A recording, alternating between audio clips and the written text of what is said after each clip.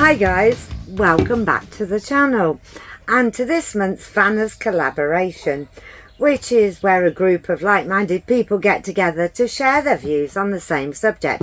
You should see all their logos going past on the screen. And this month's subject is what tools you carry with you and what repairs you've had to do along the way. Oh, before we get into it, I thought I'd keep you guessing again, Philip. This one's for you. Cheers.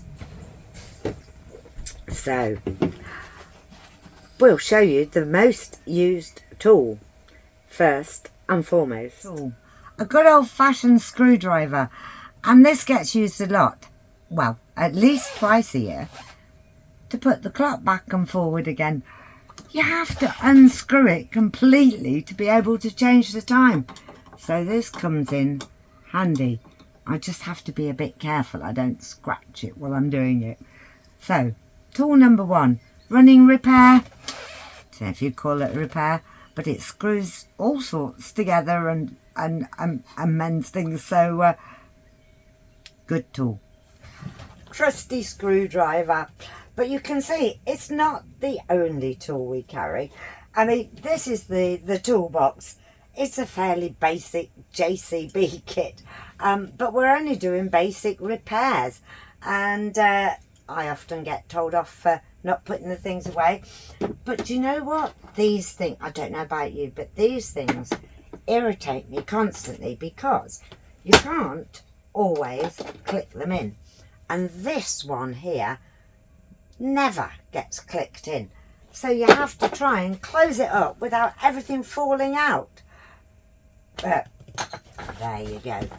Unless I use another tool, hammers are one of my favourites, Brummy screwdriver, to knock it in. And then it works. And then I can close it up and put it away. And come with me to see where we keep at least some of our tools. It works! We'll go and put this toolbox away. We've got space for everything. So around the other side of the van, we've got lockers both sides of the vans, but we just happen to keep the toolbox this side.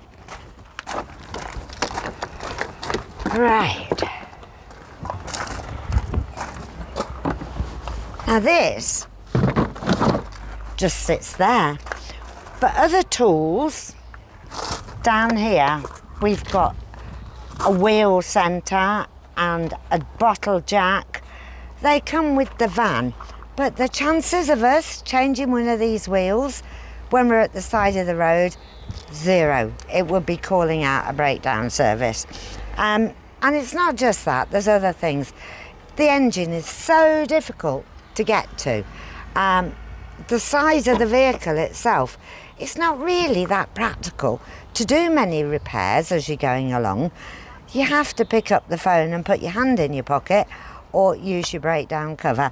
So although Alan's a mechanic, or was for very many years, that's what he was doing when we were first married. But yeah, he can diagnose what's wrong possibly, but he ain't gonna fix it. Okay, so we'll take you to the other side and some more tools. First of all, I'll show you part of why we need them. The inner tyre on this goes flat. Well, not exactly flat. It's very slow, but it does lose air over a period of time, and that we are constantly using a pump to pump it up. So this is our second locker. So this locker contains more than just tools. It's got a rocket cider, the Kadak and all sorts of things. But this video is about tools. So what have we got here? We got a drill. Good for putting in pegs into hard surfaces. So again, not really a repair, but very useful. And it would come in useful for a repair. But this is what we use to blow the tyre up. Really nice, compact, quite powerful actually. because they do take quite a pressure. It works quite well. And somewhere else in here we've got the charger, haven't we? Oh yeah. So we have a battery charger. Now we use that mainly for giving the battery on the motorbike that we keep in the back a charge. Yeah, so here's the battery charger. As I say, we use it a fair bit, to be honest. It's only a 6 amp charger, but that's all the bike battery is, so that works terrifically for that.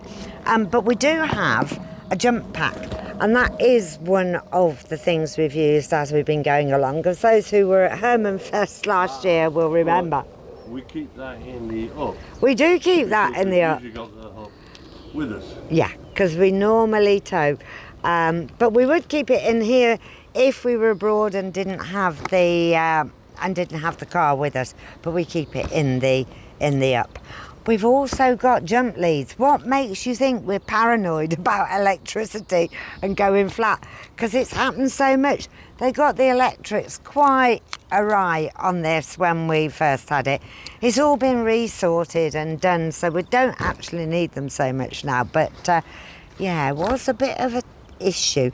So that, I said the screwdriver was the most used tool. Probably wrong there. Probably the charger. Before we leave this locker, I've got to show... Very well worn, look at it.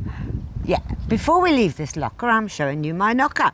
And it's not really for repairs, but you saw from a minute ago, I quite like hammers. Something quite therapeutic about it. We'll put it back.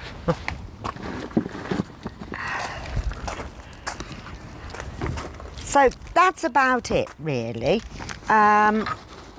For the majority of our tools, there are a few other bits and pieces around the place, and they're not all for repairing the van. You know, we're pretty well covered for most things, to be honest with you. But because it was a new van, it's just come out, well, at the end of last year, came out of its habitation warranty, other than the 10-year part of it. We've got until November for it to come out of its mechanical warranty. So, to be honest, not just the size and the inaccessibility, it's because it's still under warranty. So we don't do many running repairs.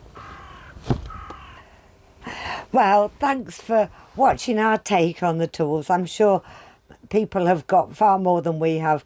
We have got quite a few, but most of them are just in case.